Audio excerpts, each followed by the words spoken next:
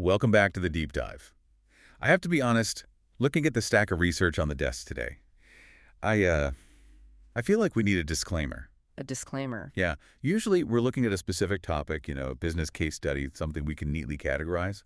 But today we are looking at a human life. And it's a life that reads like a suspense thriller script that got rejected for being too unrealistic. That's a very fair assessment. It really is. If you wrote this down as fiction, I mean, the death penalty charges, the cancer survival, the massive chart-topping hits, the constant looping legal battles, any editor would tell you to tone it down. Exactly. They'd say it's just too much for one character arc. Way too much. And that's why we're aiming the spotlight today on Torence Ivy Hatch Jr. Better known to the world, of course, as Boosie Badazz. Or, depending on how old you are. Lil Boosie! Right. But the mission for us today is to go way beyond the headlines, beyond the Instagram rants. Yeah, we really need to unpack a life that has been lived on a razor's edge.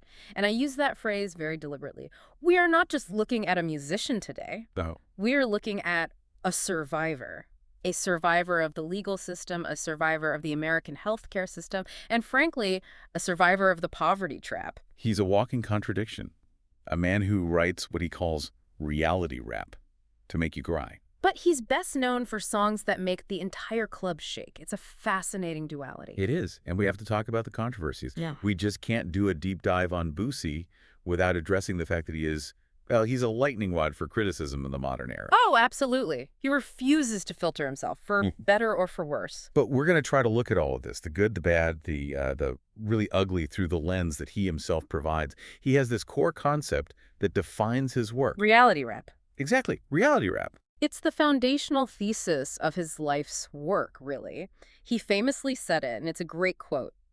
Hip-hop music can make you dance and bob your head, but it can't make you cry or touch your heart like reality rap. That says it all. It does. And if you understand that he views his job not as entertainment, but as documentation, then the rest of his wild, chaotic story starts to make a little more sense. So let's get into it. We've got the court transcripts, the full discography, the interviews.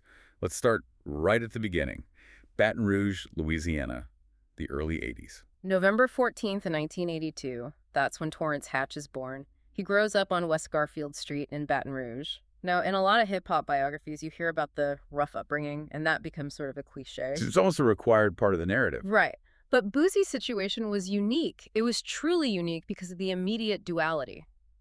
A split right inside his own household. It's almost like a sociological case study under one roof. On one side, you have his mother, Connie Hatch. Right. And she wasn't just, around. She was a school principal. A principal. Wow. Her father was a pastor. So you have this incredibly strong lineage of education, of discipline, literacy, religious structure. That is a very specific type of Southern upbringing. Yep. Strict, respectable, very community-focused. Very. But then you have the other side of the coin.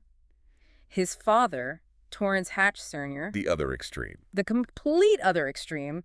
His father was deep in the streets. The sources are clear. He passed away in 1997. And Boosie has been incredibly brutally open about the cause. He doesn't sugarcoat it. Yeah. He released a documentary, a DVD, where he states it explicitly. His father died due to drugs. He watched addiction completely destroy the man who gave him his name. I mean, just imagine being a child trying to navigate that. You can't. You have the school principal mother telling you to study, to follow the rules, to stay in line. And then you have the father figure showing you, in real time, the absolute devastation of the street life. It's a heavy psychological burden for a kid. It has to create a split worldview. How could it not? He clearly respects the discipline, but he's also drawn to the chaos because that's where his father was. And then, as if that wasn't complicated enough, nature throws this massive curveball at him while he is still just a child. A diagnosis that changes everything. Everything. Type 1 diabetes. Exactly. And we really need to pause on this for a second because I think a lot of people hear diabetes and they just think, oh, he has to watch his sugar. Right. They don't get the severity. No. Type 1 is an autoimmune condition. It means your pancreas just stops producing insulin, it shuts down. If you do not actively inject insulin, you will die. It's that simple. It's a constant ticking clock. It is. So, diagnosed as a child, Boosie had to learn to manage this instantly. It adds this layer of physical vulnerability that you almost never see in the gangster rap archetype. That's a great point. Most of these figures, they present themselves as invincible, right? Yeah. Bulletproof. But Boosie, from childhood, knew on a fundamental level that His own body could kill him if he wasn't careful. That has to shape your entire personality. You're living with this constant internal threat. So, okay, he's dealing with this major health issue, this intense family dynamic, and the environment of late 90s Baton Rouge. How does he find music in the middle of all that? Through the camp. In the South, especially back then, the music scene wasn't just a bunch of guys with hobbies. It was organized almost like a trade guild or a union. Okay. His cousin, a guy named Young D, introduced him to a local legend, a man named Sealock. And Sealock runs a collective called the Concentration Camp. Yeah. Which honestly is a jarring name, but it's the name that stuck. It is, and it was a collective of the absolute best local talent. You had Young Bleed, Happy Perez, Max Minnelli. You should think of it like a sports team's farm system or maybe a dojo. You had to be good to even be there. You had to be. And Boosie joins in 1998. He's mentored by Young Bleed and Sealock. And here is the absolute key to his early development. He was the youngest member by far. Hence the name, Lil Boosie. Exactly. He was literally the kid of the group. He's what, 15, 16 years old? 15 or 16 years old, hanging around grown men who are navigating the independent music business. In 2000, he makes his debut on Sealock's album, It's a Gamble. But then, a vacuum opened up. What happened? Young Bleed, who was the undisputed star of the camp, he left. He moved on. And Boosie, this teenager, he steps right into that spot. He seizes the moment. At just 17 years old, he records and releases his debut album, Youngest of the Camp. Wow, 17. And this contest is so crucial. He wasn't just an artist, he was an apprentice. He was learning independent distribution. He was learning how to press CDs, how to hustle albums out of a car trunk. He learned the business of survival before he was even legally an adult. And that independent hustle, that really defines that entire era of Southern rap. But to really blow up, to get out of Baton Rouge and onto the national stage, you needed a cosign. We needed a bridge. And in 2001, Boosie found the ultimate bridge. The Pimp C connection. Okay, so for any listeners who might not be deep into Southern hip-hop history, you have to explain the magnitude of Pimp C. Pimp C was. I mean, he was a giant. He was one half of UGK, the Underground Kings. He was the soul of Texas rap, and by extension, a huge part of the soul of Southern rap. He was more than a rapper. Oh, much more. He was a tastemaker. If Pimp C said you were good, period. End of discussion. He was the gatekeeper of what was Trill, which stood for true and real. So Pimp C takes Lil Boosie under his wing. He brings him into his company, Trill Entertainment, in 2001, and this is the launchpad. This is where things start to take off. They really do. Boosie releases For My Thugs in 2002, and this is where we see the formation of a dynamic duo that would absolutely run the mid-2000s, Boosie and Webbie. The chemistry between those two. Yeah. It was just instantaneous. It was a perfect balance. You know, Webbie had this kind of loose, bouncy, almost laid-back flow, and then Boosie had this sharp, aggressive, really high-pitched nasal delivery that just cut right through any beat. He was unmistakable. You always knew when it was him. They released Ghetto Stories in 2003 and then Gangsta Music in 2004. They were just flooding the market with music. And the major labels, they had to start paying attention. They couldn't ignore the numbers anymore. Universal came knocking, there was a lot of interest, but Boosie eventually signed a major distribution deal with Warner Bros. Records in January 2005. And this is the beginning of the Trill era. If you were in high school or college around 2005, 2006, 2007, you remember this. You couldn't escape it. The South had the radio in a chokehold. Absolutely. His major label debut, Badazz, drops in 2006. That had the single Zoom with Young Jock, which was huge. A massive hit. But the cultural phenomenon, the moment that really cemented him in the national consciousness, was the remix to Wipe Me Down. Shoulders, chest, pants, shoes. I mean, it was literally an instruction manual for how to get ready and go to the club. It was completely inescapable. It was on the Survival of the Fittest compilation album in 2007, and at the exact same time, he's featured on Webbie's massive hit, Independent. Independent. That spelling chant is probably still being yelled at bachelorette parties somewhere right now. I guarantee it is. It crossed over. It went from the streets to the suburbs. It went pop. And this is that paradox we keep coming back to with him. Boosie is writing these gut-wrenching songs about his struggle, about his diabetes, about police brutality. But he becomes famous for these massive high-energy party tracks. It's such a strange split. And he was collaborating with everyone. He was on DJ Khaled's Out Here Grindin'. He was jumping on everyone's remixes. He was dropping mixtapes constantly, like Day Beginning and The Return of Mr. Wipe Me Down. He was working like he was running out of time. And as it turns out, In a way, he was, because just as he hits this absolute peak major label deal, radio hits, the money is rolling in, the reality part of his reality rap comes crashing down on him. We enter the legal gauntlet. And this is where the story shifts dramatically. It goes from a music biography to a very dark, very complicated legal drama. Very fast. Very, very fast. Okay, so let's break down the timeline because it's really a domino effect. Yeah. It all starts in 2008. October 22, 2008. East Baton Rouge sheriff's deputies pull Boosie's car over. They search the vehicle. And they find? They find marijuana and a Glock pistol. Now, this is key. Boosie already has a criminal record, so this isn't a simple possession charge. This is a third offense possession of marijuana charge. Which in Louisiana is a felony. It is a serious felony. Okay. So he pleads guilty in September of 2009, and the expectation, the deal on the table, was for a 2-year sentence. Okay. Not great for a career at its peak, but manageable. That was the deal. But then Judge Chip Moore steps in. And things change. Drastically. See, Boosie was on house arrest with an electronic monitor while he was awaiting his sentencing, and he violated the terms of that house arrest. The judge looked at that violation, looked at his record, and basically said, no, 2 years is not enough. And he doubled it. He doubled the sentence. 4 years in state prison. So don't try to imagine that mindset for a second. You are at the absolute peak of your career. You're a star. And suddenly you are looking at 4 years in a cell. Your entire momentum is just halted. It's a career death sentence for most artists. But that was just the appetizer. Right. It gets so much worse. While he is sitting in that cell, serving that 4-year sentence, his entire world collapses. June 17th, 2010. Boosie is indicted for first-degree murder. This is the Terry Boyd case. The murder of a man named Terry Boyd. And we need to be very, very clear about the stakes here. This wasn't a manslaughter charge. This wasn't a lesser charge of assault. This was first-degree murder. The highest charge you can face. And the state alleged it was a murder for hire, that Boosie paid a teenager to kill Terry Boyd over a turf war. The district attorney, a man named Hiller Moore, he went for the throat. He cited the potential for the death penalty. He did. He announced he was seeking the death penalty. The death penalty. I want the listener to really process that. He's sitting in prison for weed and a gun violation, and suddenly the state of Louisiana is saying, we want to execute you. It is the ultimate nightmare scenario. Yeah. And the DA wasn't stopping there. They started telling the press that Boosie might have been involved in at least 5 other murders. So they weren't just trying to convict him of one crime. No, they were trying to paint him as the head of a criminal snake. A kingpin who is using his rap money to fund a bloody war in the streets of Baton Rouge. It's an incredible story. So the trial happens, and the defense strategy that his team employed, I mean, when I was reading about this, I had to read it 2 or 3 times to make sure I understood it correctly.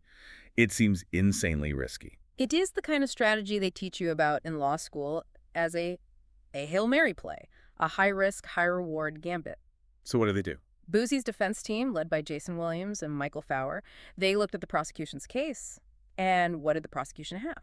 They had some of Boosie's rap lyrics, which they tried to use as confessions. A classic and very controversial tactic. Right. They had circumstantial evidence. And their star witness was a man named Michael Marlowe Mike Louding, who had already changed his story multiple times. He was not a credible witness. So the defense team saw this and did what? They did nothing. Or I should say, they strategically did nothing. They stood up, they acknowledged that Boosie had ongoing cases, that he wasn't an angel, but they emphasized one point over and over. He is not a murderer. And then they rested their case. They didn't call a single witness. Not a single witness, not one. Okay, so explain the logic there. Why would you not call anyone to defend your client when his actual life is on the line? It's all about the burden of proof. In the American legal system, the burden is 100% on the prosecution to prove guilt beyond a reasonable doubt. Right. By resting immediately, the defense was effectively standing up and saying to the jury, they haven't proved anything. Their case is so weak, we don't even need to dignify this with a response. It sends a message of supreme confidence. Supreme confidence. But if you're wrong, if you misread that jury, your client gets a lethal injection. It's a massive, massive gamble. But the jury's reaction tells us everything we need to know about whether it worked. The jury deliberated for less than 10 minutes. 10 minutes. That's a coffee break. That's not even enough time for everyone to use the restroom. To decide a capital murder case, It is almost unheard of. They came back with a unanimous not guilty verdict. A full acquittal. It strongly implies that they saw the prosecution's case as completely hollow. They didn't buy a single second of it. So he beats the murder charge. He beats the death penalty. Relief in that moment must have just been overwhelming. But, and with Boosie, there's always a but, he's not free. No, not even close. He still had the original drug charges to serve out, and while he was in prison fighting the murder case, he caught another case. The drug ring allegations. Right. The state accused him of conspiring to introduce contraband into the prison, specifically codeine, cocaine, and marijuana. They said he was running a smuggling operation from his cell. Essentially, yes. But his lawyers used another fascinating defense here. They didn't just deny it. They argued entrapment and addiction. How'd that work? They argued that an informant, who was working for the authorities, offered to provide codeine to Boosie in exchange for his help. Now, Boosie has never hidden the fact that he was, at that time, addicted to codeine lean, syrup, whatever you want to call it. So the defense was? The defense was basically, he's not drug kingpin trying to make a profit. He is an addict. And you sent an informant to dangle his addiction right in front of his face to set him up. That is a very human defense. It completely strips away the Boosie Badazz persona. It admits to a profound weakness. And it worked, at least enough to manage the damage. He eventually pled guilty to the drug charges in November 2011 and was sentenced to 8 years. But, with credit for time served and good behavior, everyone knew he was looking at a release date sometime in 2014. So he's in there. He has literally faced death and won, but he's still locked up for years. And for most artists, 4 or 5 years out of the game is a career death sentence. Absolutely. Fans move on, the sound of hip-hop changes. But Boosie, he didn't just sit there doing push-ups and waiting. No, he didn't. And this brings us to the prison productivity chapter of his life. This is what separates Boosie from so many other incarcerated artists. He treated prison like a monastery or an incubator. Right. In January 2014, just before he was released, he did an interview from prison and he dropped a bombshell number. He said, I have about 500 songs at the moment. 500 songs. Yeah. Even if half of those are just hooks or loose verses, the sheer volume is staggering. And he said, and this is another key quote, the more I go through in life, the better my music gets. He was channeling all of it, the frustration, the fear of the death penalty, the isolation, directly into writing. He didn't have a studio, so he was just filling out books. And it wasn't just rap lyrics he was writing either. No. In 2013, it was announced that he had earned his GED certificate while incarcerated. So he was educating himself? He was educating himself. He was preparing for the second act of his life. He knew that when he got out, he couldn't just be the same guy who went in. He had to be smarter, more prepared. And when he finally walks out, that was March 5th, 2014, he signals that change immediately. The very first thing he does is change his name. The shift from Lil Boosie to Boosie Badazz. It seems like a small thing on the surface, but names mean everything in hip-hop. They're brands. They are. And I have a quote here from an interview he did with Noisy in 2015 that explains it perfectly. He said, quote, I got tired of just people, grown men, like, what up, Lil Boosie? No, I'm grown. Should be Mr. Phil. You know, I'm Boosie Badazz. I'm a dad, man. It's a rite of passage. It really is. He went into prison as a young man with a little prefix attached to his name. He came out having beaten a capital murder charge, having educated himself, having survived the penitentiary.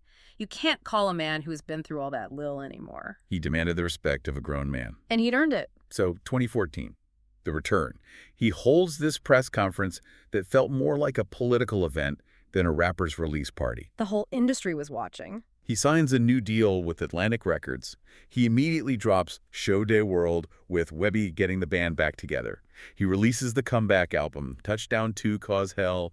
The momentum is back. Everything is looking up. And then just when things are stable, life reminds him once again that he is mortal. The health battles return. November 2015. He's been out of prison for about 18 months. He's touring, he's making money, life is good. And then he posts a photo on his Instagram with a caption explaining that he's been diagnosed with kidney cancer. At 33 years old. It's just devastating. You survived the state's lethal injection table only to find out that your own cells are trying to kill you. But in typical Boosie fashion, he attacked it aggressively. Immediately. He underwent surgery to remove the cancerous part of his kidney, and thankfully the surgery was successful, but it was this stark, terrifying reminder of his underlying health issues. And that links right back to the diabetes. There was another moment, this was in 2020, that I found incredibly striking. It wasn't a song, it wasn't a controversy, it was a plea for help. I remember this. April 2020, he's in Jacksonville, Florida for a show or something. He goes on Instagram Live, but he isn't stunting. He isn't showing off jewelry. He's not bragging. No, he's panicking. He is panicking. He had run out of his specific type of insulin. It's called Lantus. And for whatever reason, he couldn't get a prescription filled in time. So he was on social media publicly asking his fans in the Jacksonville area to bring him insulin. Does anyone in Jacksonville have any Lantus? Imagine that. Mm-hmm. A millionaire, a famous celebrity, relying on the kindness of strangers on social media to get the medicine he needs to stay alive. It just shatters the entire illusion of celebrity. It brings us right back to his core idea of reality rap.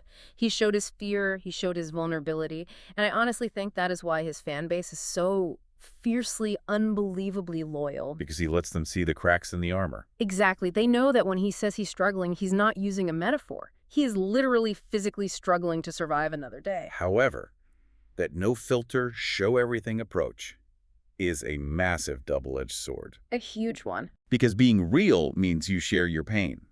But for Boosie, it also means you share your opinions. And in the last 5 or 6 years, his opinions have generated just as many headlines as his music. We have to talk about the controversies, and I think it's important to frame this carefully. Our job here is to report what happened and analyze the fallout. We aren't here to endorse or condemn his views, but we have to look at the friction between Boosie's worldview and the modern world. Because that friction is now a huge part of his public identity. It really is. It seems like every few months he's trending on social media for saying something that makes half the internet absolutely furious. So where do we start? Let's start with his comments on parenting and social norms. Okay. There were a couple of incidents, one in 2017 and another in 2020, that involved his own family.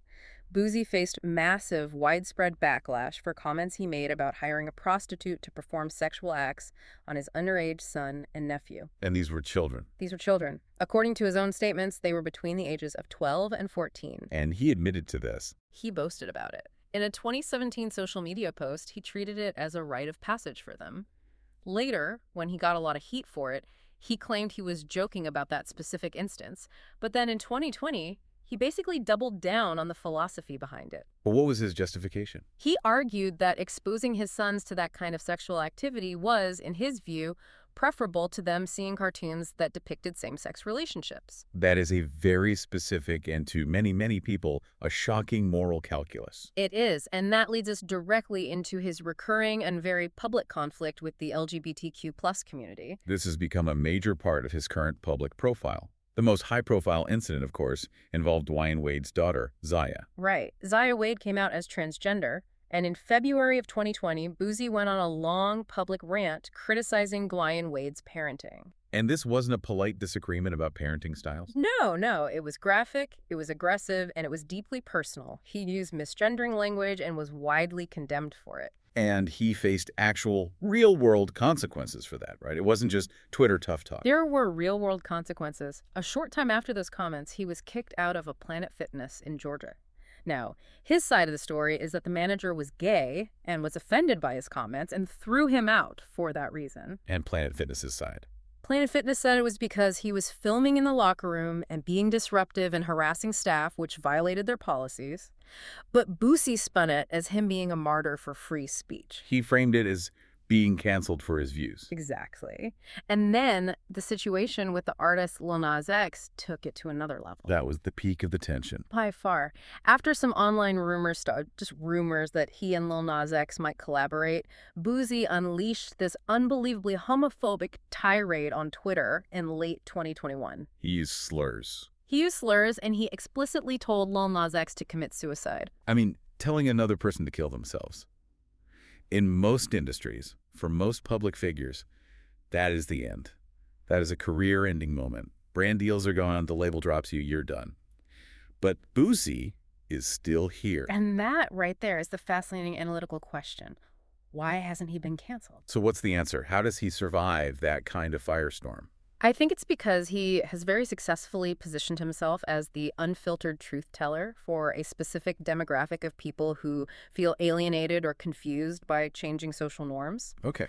When he says these things, his core fan base, and these are people who often grew up in similar environments with similar old school values, they don't necessarily hear hate speech. They hear resistance. Resistance to what? Resistance to what they perceive as Hollywood or liberal social pressure. They see a guy who is refusing to bow down, refusing to apologize for what he believes. So his refusal to apologize is the product. That's the brand. That's the brand, exactly. If he apologized, he would lose all credibility with his base. By doubling down, by getting kicked out of Planet Fitness, by fighting with everyone on Twitter, he reinforces his brand as the badass who doesn't care what the mainstream thinks of him. He has, in a strange way, monetized being the villain in the modern cultural narrative. It's a strategy of pure defiance. And speaking of strategy, he has tried to channel this maverick energy into legitimate business in recent years. He has. He founded his own record label, the Badazz Music Syndicate. He runs it with his brother and manager, Torence Hatch, who goes by TQ.